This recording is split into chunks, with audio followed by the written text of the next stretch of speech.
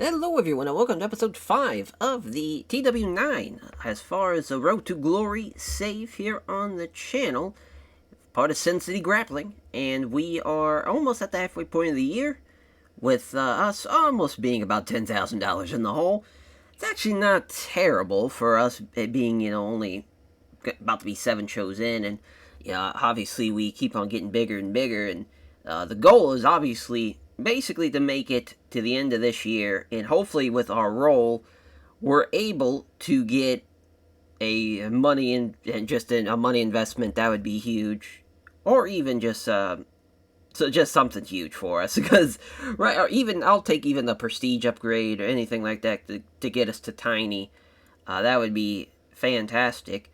But even if we don't get a positive roll at the end of year one, we hopefully will be able to make it to year two, and by then it's going to have to kind of look at the writing on the wall and think maybe potentially we have to jump somewhere and try and figure it out as far as how we can improve upon what we've been doing.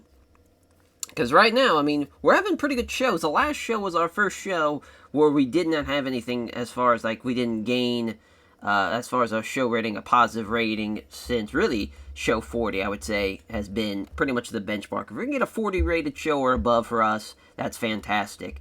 And now that we've really gotten it pretty much figured out, just make sure we don't run an angle at the end of the show. We'll be fine there, which, funny enough, we are running an angle at the end of this show. So I'm sure that will go over well. But, I mean, last time we did that, and it still was a good main event with Rob Edwards and Tobias Bastio, that it went over pretty well. Of course, our previous episode, we saw the build-up to potentially Pedro Mendoza in the human weapon, Rob Edwards, and that is exactly what our main event is. The two undefeated fighters bang it out in our main event.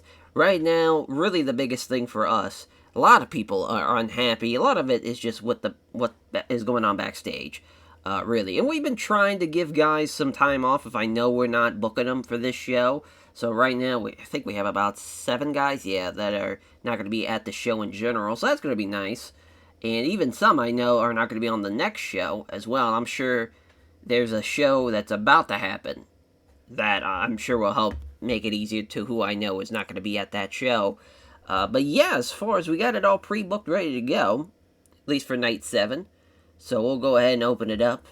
And as far as with the time off thing, I already gave kind of the people I want the time off. So we'll just go ahead and, we're good there. Again, oh, they want us on San Diego. That's not going to happen. We're definitely going to keep running the Piper Casino. Oh, we could run the Simmons Center. That's interesting. But yeah, we're definitely going to be running the Piper Casino. Again, we're not spending any of our booking shit. So Rob Edwards was moaning about stuff, moaning about stuff all the time, bumming himself, being just a giant Debbie Downer, I guess. But Esteban Pena found him guilty since shut up and or cheer up and buy drinks after the show, Jesus. As we will not be addressing the locker room. Last time we did that, it went horribly wrong. So we'll go ahead and just skip right on past that. So, our opening contest, I'm thinking Kerry Fry and Ray Cavallero let the game, as far as it's a shoot, brother. Go out there and see who wants it more. As far as both guys are as far as both guys 1-1, so it could go either way with them getting a positive rating, or a positive record in Sin City Grappling. So both guys are wanting to win in the worst of ways for that one. Jules Knight and Kinoshi Kawamura is going to go next. Jules Knight right now has done very, very well for himself, even though both guys, again, are 1-1, and we're going to give him the victory because I just know he's going to do better than Kawamura is. So there's that. Then the co-main event, Tobias Bastio and Roberto Guillotine Ayala, as Guillotine's going to get the win. That's going to be very important coming up after basically what's going to happen in our main event. So right there, we have basically matches that are around the same time, given about 6-8 minutes. The main event, Pedro Mendoza and Rob Edwards, the two undefeated men. Of course, Rob Edwards is only 1-0, whereas Pedro Mendoza's 3-0. He's on a bit of a tear right now, but it will end in a time limit draw. It's going to need more than 10. And afterwards, it turns into a bit of a pure 6 brawl.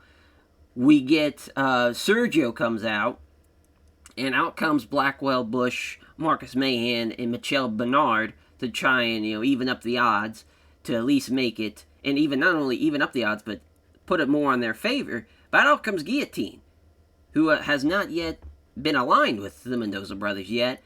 And for them, it has more of a local talent, the Southwest, the California boys, and obviously the Stockton boys for Pedro and Sergio, and for Roberto, aligning himself with those guys. I think it's going to be, as far as a good little trio to take on the Aussies of Blackwell Bush, Marcus Mahan, and Michelle Bernard. Now, you might think, oh, well, is Rob Edwards going to be on that side? He is not. Once the draw has taken place, Rob Edwards is on the mat during the draw, but Pedro is standing when the draw takes place. And that's when, as far as he's calling for Sergio, but as Sergio's about to get in the ring, he gets attacked from behind, and that comes Roberto, and then that's how that brawl happens. It's basically, it's all happening in the entrance aisleway going up into, the behind the curtain to where to end the show. And basically, what is going to take place the next show is we're going to open up, as far as me, as the character, that is kind of the liaison between like a booking office and someone to explain kind of the decision making for the audience. And what's basically going to be done is on the Night 8 show, the Night of Sin 8, it's going to be a 6-man tag, but it's going to be a Sin City street fight. These guys are brawling all over the place. We've seen a Stockton, as far as the, what would we call that? Trying to think what we called that when we had the debut for the Mendoza brothers, because I believe it was the Stockton Brawl, yeah. So it's not going to be a Stockton Brawl. It's a Sin City street fight. And the difference between that and a regular matchup that we have in Sin City grappling is, first of all, closed fists are going to be legal. So you're going to be able to hit somebody with a closed fist. The match can end anywhere. And the idea is we're really going to brawl through the casino. I think that's going to be a fun idea. Part of me, I don't know if we're going to do it for the full show, but part of me wants it to kind of be the entire show. I don't know how much that's going to work out, because I think the crowd will probably hate that, but I like the idea of it going throughout the casino, starting in the kind of arena we have, as far as the room that we're set up in, that fits the 300 people, and going out into the casino, and following them with a camera, and having the people that are watching the show follow them too. So it starts a bit of a commotion, and the idea is to kind of get the name of Sin City Grappling out there. It's free advertising, because at this point, obviously, we are at the bottom of the totem pole, as far as people knowing about us, and even though we're probably advertised, throughout the casino, hopefully at least they're saying, they got a little fucking sign that says that, hey, we're going to be here, taping our show, if you want to come and gamble on the fucking fights. But the idea is somebody, filming it on a camera, uploads it to the internet, and hey, now it's word of mouth, basically. It's the word of mouth for the 21st century of getting our brand out there, getting our guys out there, and being like, man, these tough fuckers, man, they say, pro wrestling's a fucking work, it's all fake bullshit, but these guys were beating the shit out of each other. I would even love if the cops show up, you'd be like, oh my god, or even security for the casino tries to stop them, and they fucking, we tell, obviously, the Piper Casino beforehand, it's like, hey, we're gonna do this gimmick, we're gonna go through the casino, let you guys know that, hey, we're gonna be, we won't lay it in, it's not gonna be a shoot punch or anything like that, we're gonna work them, but they're gonna get a shot or two, you know, and it's got to look real. I think it's a fun idea. The problem is, I don't think we can do it as the full show. I think we're gonna have probably 2 matches, but I like the idea of, because part of me was like, have a card, but then obviously the brawl, or I guess you just call it the street fight. The street fight is getting to the point where it just takes so long that the rest of the card just can't take place, you know, and I like that idea for it as well. And obviously, the plan, it would be phenomenal if we can get on the Strip. Would be fantastic. You go onto the Las Vegas Strip. Now you're not only going to throughout the casino, now you're onto the goddamn Strip, and now you got, I mean, what, Vegas has, I think they say, 1.5 million tourists a year, potentially. Whatever, wherever we're at on the Strip is gonna have people that maybe are just even just onlookers are going, Jesus Christ, what is going on here? You know, as far as, and maybe they get they hear about, hey, it's this Sin City grappling thing. They're fucking fighting out from where they were. They brawled all the way out throughout the casino. Now they're out here in the Strip. It's a great way, again, to get our fucking name out there for the Strip. So yeah, that's just kind of the plan for Night 8, and it starts here with Night 7. And the idea, too, to have it be a street fight, what we'll basically talk about when we announce this fight, the street fight, is that this is getting out of hand. We've seen now interferences, we've seen brawls to the back. This is supposed to be a fucking competition between athletes where we're finding out who's the better man between 2 people. That's the idea, right? Who's better? Who's the better striker? Who's the better grappler? What have you, for 10 minutes. It's all or nothing. But here, with this street fight, closed fists are legal, no time limit, match ends when you get knocked out. No submissions, no, obviously we don't even do pinfalls anyways, but no DQ. You could literally use weapons if you want. It's a fight. It's a street fight. It's non-sanctioned, so no one's records are going to be on the line for it. Because again, we want it to feel like it's a non-sanctioned matchup. So hence why nobody's records are going to get affected or anything like that. I like the story that we're kind of going with the Aussies in the local talent. It's as far as it's kind of like the idea of 2 camps, battling it out. As far as kind of back in the day with the UFC, with the Lions Den, and I'm forgetting Tito's camp, but basically when Tito pissed off Shamrock, it started that whole ordeal with the fight camps. It's an easy story to tell because it can be legitimate, as far as the Aussies are pissed that these guys are cheating. It started off really with Rob Edwards too, talking shit on the local crowd, talking shit about the Americans and talking shit about people here in Vegas and here in the Southwest, and hence why the Mendoza brothers showed up. They wanted to bring a bit of 209, wanted to bring Stockton to Las Vegas, and to be able to do that now, and with Roberto, because Roberto, I believe he is originally from SoCal, just says California. Oh, he moved. Oh, he is from Mexico. So yeah, Mexican, born, moved to California.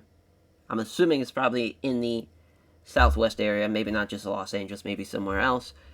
But again, just feels like a natural match made in heaven. So hence why that is taking place. And yeah, the street fight, it's going to be, Blackwell Bush, it's going to be Marcus Mahan, and it's going to be Michel Bernard taking on, again, the Mendoza brothers, Sergio and Pedro, and then, of course, Roberto Guillotine. So that's as far as we get to talk about Night 8. We get to talk about what's going on here for Night 7. A lot of it, with Rob Edwards, I'm glad I just realized that was not in the right spot. Yeah, we also got to swap that out. Perfect. There we go. So, Jules Knight really getting him his win, because Jules is pretty solid. And Kiyoshi Kawamura, unfortunately, is not really that great. Even though Tobias Bastille had a great performance against Rob Edwards, we need to have Guillotine look like a threat going into the street fight.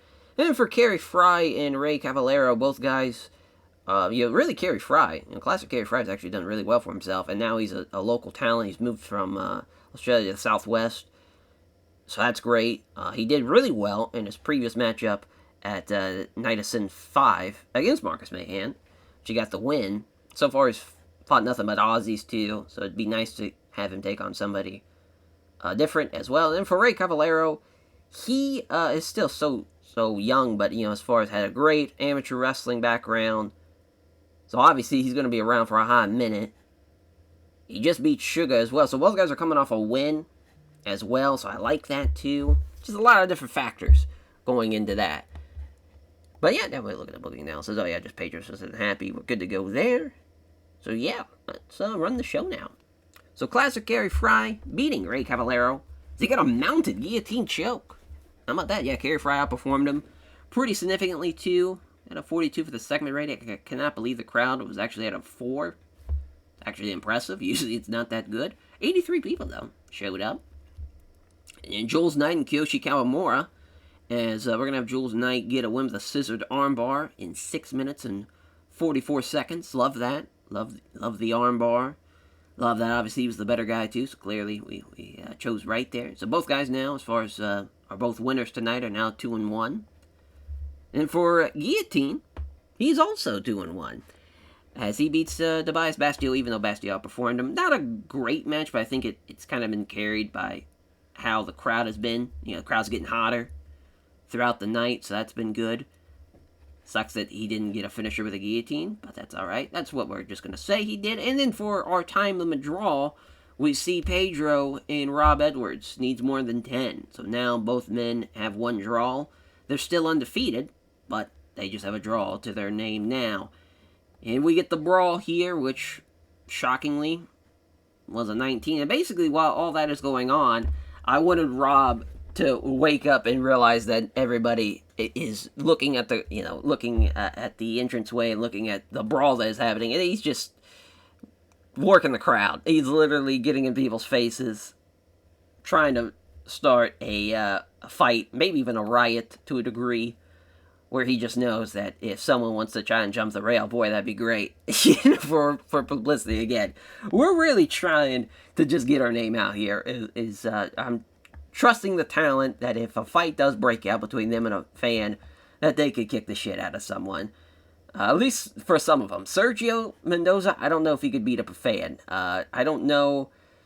I mean, listen, Jules the Sandman Knight, I mean, listen, he's a smaller feller, but he definitely can fuck somebody up. There's really nobody that I would say is a pushover, though, for sure. I mean, we increased our popularity. Everything was kind of in the 40s.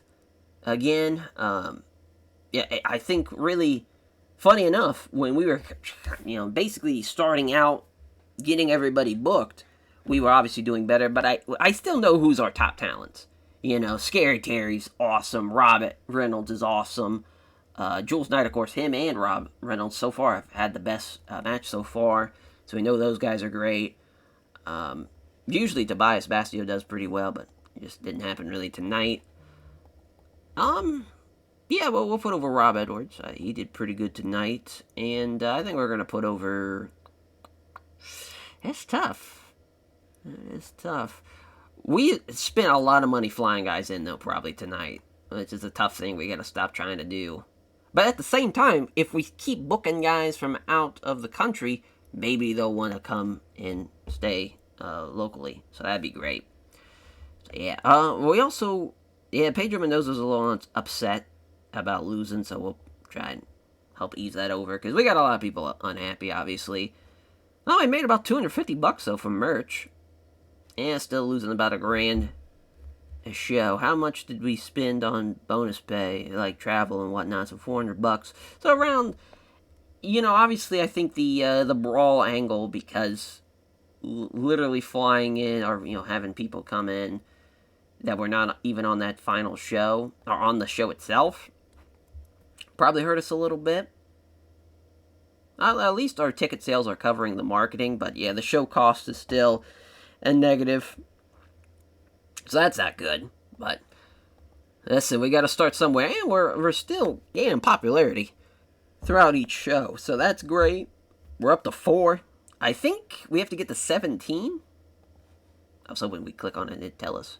But I'm pretty sure that's the cap for us getting from insignificant to tiny. Pretty sure. I guess we could take a look here to end it out. But yeah, because it's just going to be, we're already loaded up, ready to go. Yeah, it's 17. So we're almost there. If we can get it to about 10 by the time we hit the new year, that'd be great. I don't think we will. We'll be pretty close, though. Hopefully. Hopefully, that's the main key. But yeah, so, obviously the next night, Night of Sin 8, we already talked about kind of the main program. Again, it's just kind of figuring out, do I roll the dice and try and run a show with just one match? That'd be great, but I think part of me wants to run it to where it's a match, but then have the angles to kind of explain what's going on throughout the match. Because since it's going through the casino, it's going through, or going on to the Sunset Strip, going at least out the casino doors, and at least trying to cause a commotion is the plan again for that. But yeah, that's just kind of what I'm toying with right now, is thinking of that. But right now, things are going pretty well for us. We were riding a great wave, though, going into I would say probably night 4, night 5. And we kind of gotten away from that greatness so far, which is unfortunate. But we'll get back to it. Right now, it's just we're telling a story. And once we get done with that story, though, I think we'll get back onto the right track. So there is that as far as what's kind of the overcast for Sin City Grappling right now. I think we're still about 1,400, 300. If we can cut that down, that'll just be fantastic. The biggest thing has been our cutting of how much we're paying workers. Obviously, now that we're not flying guys in as much, that's great. We've really cut that damn near in half. So that's been a great improvement. If we can keep it to that 1,000 mark of paying workers about $1,000 a show, that'll be great. And also, after night 8, though, we're going to have a big show to where it's not going to be a paid attendance. So that's going to help us out as far as getting popularity, as far as that's a huge, huge thing for us. We need to get popular kind of ASAP. Because we've been kind of treading water, obviously, with our pop. But if we can get it and we can start making more and more money once we take a free show here and there, I think we'll be sitting just fine. So that's the plan, at least. So yeah, on to the next episode. For next time, we will see you for Night of Sin 8 for the Sin City Street Fight. Take care, everyone.